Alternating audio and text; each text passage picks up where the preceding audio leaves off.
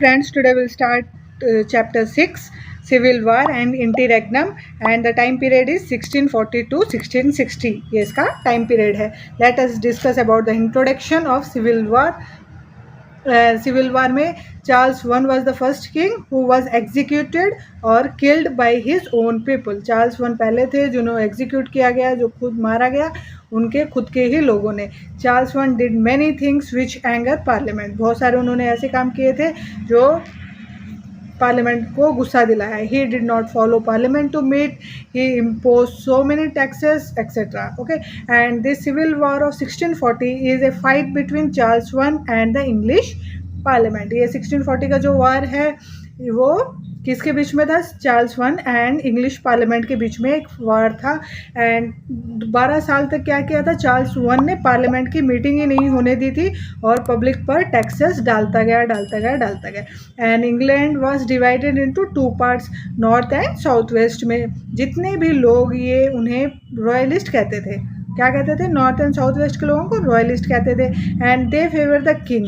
वो क्या है? सारे फेवर करते थे. हमने जैसे पढ़ा था कैवेलियन पोएट्स, वो सारे फेवर करते थे चार्ल्स वन की.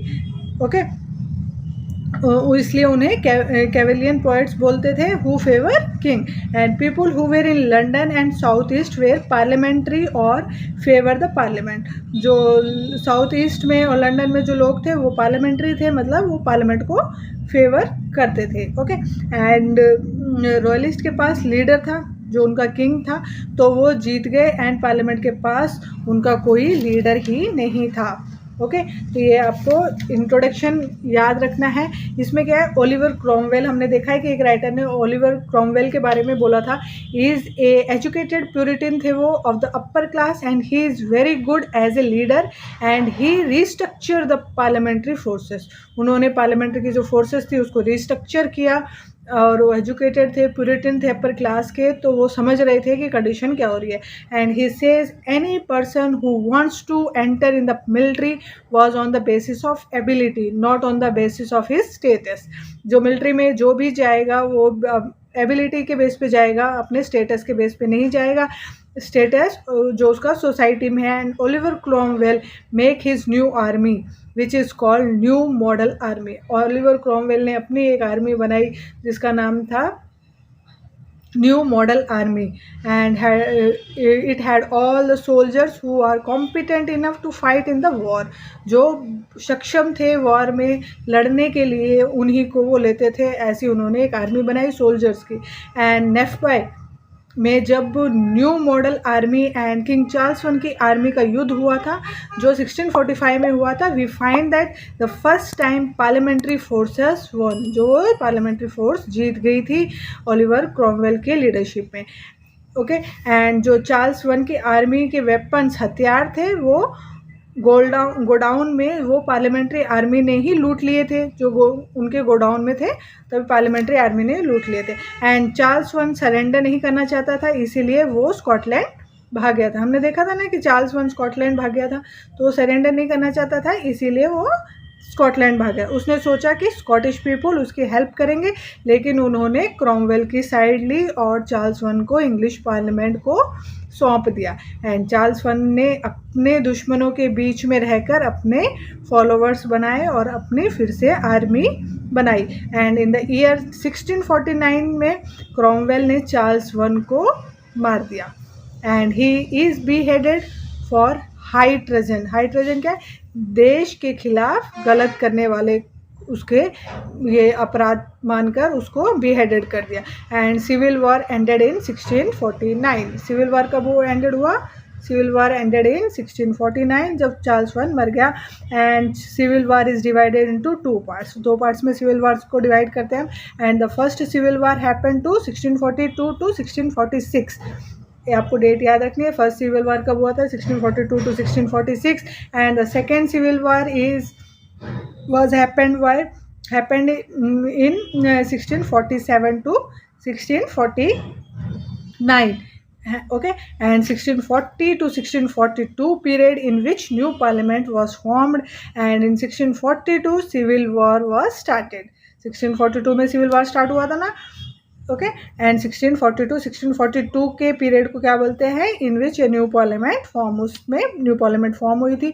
And this period did not produce any literature, इस बीच में कोई भी लिटरेचर प्रोड्यूस नहीं हुआ था 1625 to 1640 period of Charles one के टाइम पे। Okay and theatre was banned in 1642, as we know that theatre was banned in 1642 में theatres भी बैन हो गए थे। अब हम बात करेंगे, इंट्रोडक्शन करेंगे इंटीरेग्नम क्या होता है, एंड 1649 टू 1660 तक इंटीरेग्नम माना जाता है। And it is from 1649 when Oliver Cromwell became the lord protector. जब ओलिवर क्रॉमवेल लॉर्ड प्रोटेक्टर थे उस पीरियड को हम बोलते हैं interregnum 1649 to 1660। After the death of Charles one, Charles two had the fight with Cromwell and Cromwell one became the Lord Protectory। Cromwell जीत गया और वो क्या बन गया, लॉर्ड प्रोटेक्टरी बन गया। And interregnum means during this period England was republic. Interregnum का मतलब होता है England was republic, had democracy yet but it was a republic. Democracy थी बट एक रिपब्लिक भी थी। As Oliver Cromwell is Puritan, he is extremely religious. वो Puritan था इसलिए वो बहुत ही रिजिड रिलीजियस था। And they are very strict when it comes to religious belief, बहुत स्ट्रिक्ट था रिलीजियस बिलीफ के बारे में। He says now I rule to all but I will rule you under the name of God. मैं तुम सब पे हुक्म चलाऊंगा, तुम सब पे रूल करूंगा, लेकिन भगवान के नाम पर, भगवान के अंदर होकर, भगवान के अंडर होकर मैं ये काम करूँगा। Whatever written in the Bible I will surely see that it will follow throughout the country. जो भी बाइबल में लिखा हुआ है मैं देखूंगा कि पूरी कंट्री में वो फॉलो किया जाए। He said I am the one who is representing God. वो बोलता है कि मैं ही वो हूँ जो रिप्रेजेंट कर रहा हूँ किसको, गॉड को। ओके एंड इज़राइल के लोग जब जेरूसलम जा रहे थे, जहाँ पर कोई दुख दर्द नहीं होता था, तब वो लोग भटक गए रास्ता। तब मोसेस आता है जो कहता है भगवान ने तुम सबको चुना है और जेरूसलम का रास्ता बताने के लिए मुझे कहा है। बाइबल में ये लिखा था। In the same way Cromwell बोलता है all of the people living in England are God chosen people and I am the one who is like Moses. मैं मोसेस की तरह हूँ, तुम्हें रास्ता दिखाने वाला। Take you to the promise land. इसका मतलब है क्रॉमवेल बोलता है मैं इंग्लैंड को सही ऐसी जगह बना दूंगा जहाँ चर्च एंड स्टेट एक है। अब तक ऐसा था, चर्च पोप के अंडर थी, used to say a different thing and king used to say a different thing. King और कुछ बोलता था, पोप और कुछ बोलता था, यह चीज़ थी। लेकिन अब इसने बोला कि मैं चर्च और स्टेट को एक ही बना दूंगा। He says church and state will became one. Church और स्टेट दोनों एक ही बन जाएगी। In order to keep control Cromwell divided England into 11 areas. 11 areas में इसने इंग्लैंड को डिवाइड किया। And over each area he place trusted soldiers. हर एक एरिया में इसने अपने ही बहुत ही चुनिंदा सोल्जर्स को, ट्रस्टेड सोल्जर्स को बिठा दिया from his new model army, अपनी न्यू मॉडल आर्मी से। And their job was to enforce the law made by Cromwell. और उनका जॉब होता था कि वो किसी भी तरीके से क्रॉमवेल के बनाए हुए लॉज सबसे फॉलो करवाए। And laws made by Cromwell क्या थे, अकॉर्डिंग टू क्रॉमवेल, लॉज क्या थे according to Cromwell, all women and girls should dress in a modest manner. जैसे कि makeup and bright colours clothes were ban, उस time पे ban हो गए थे। And simple and plain style होनी चाहिए थी।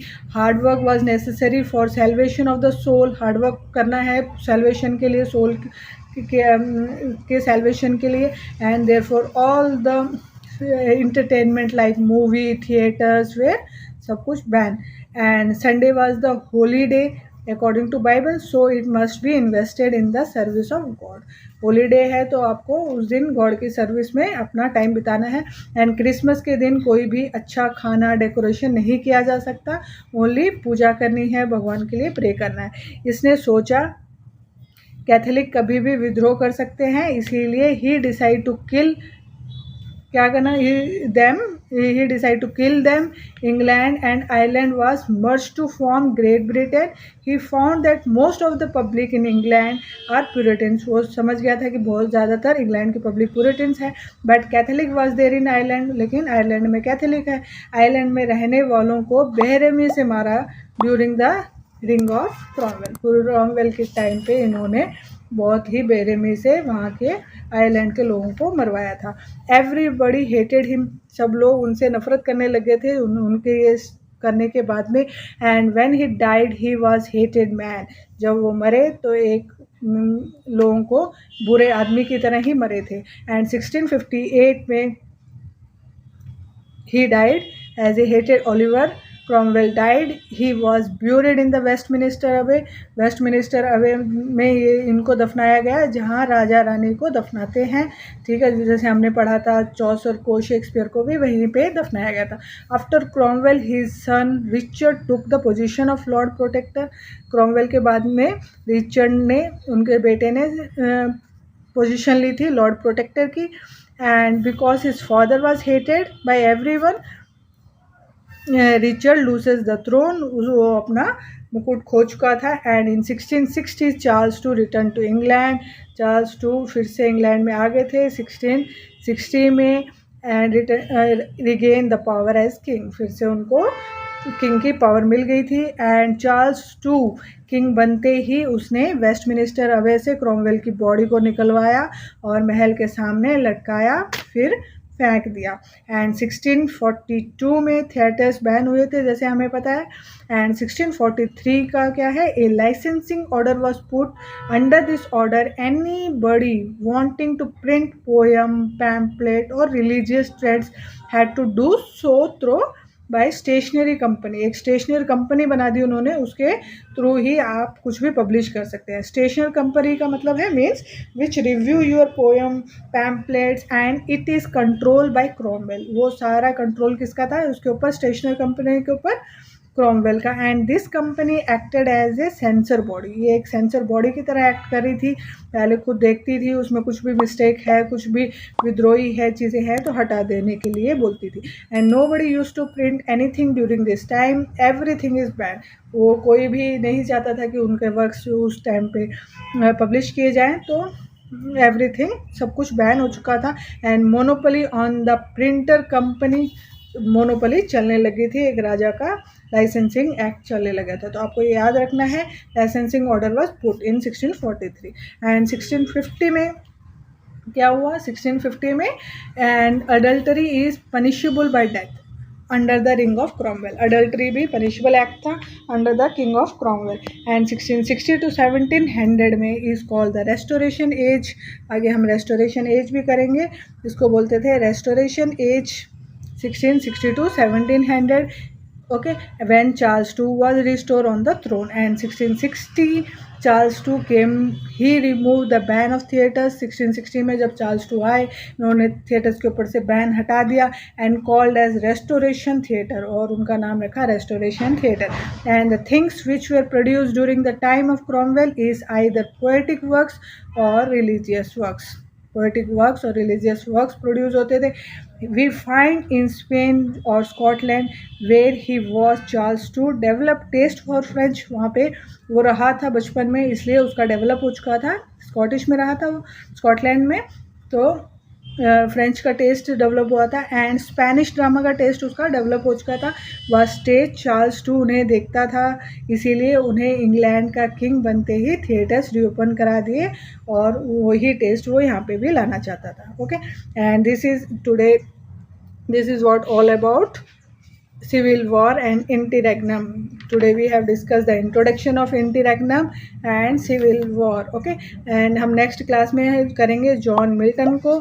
Thank you for watching my video. आप ज़्यादा से ज़्यादा मेरे वीडियो शेयर कीजिए, सब्सक्राइब कीजिए, लाइक कीजिए एंड कमेंट भी कीजिए, ताकि मुझे भी मोटिवेशन मिले और मैं ज़्यादा से ज़्यादा आपके लिए यूँ ही वीडियो लाती रहूँ। मेरे अपडेट के लिए, आपको डेली नोटिफिकेशन के लिए बेल आइकन ज़रूर दबाइएगा। Thank you for watching my video.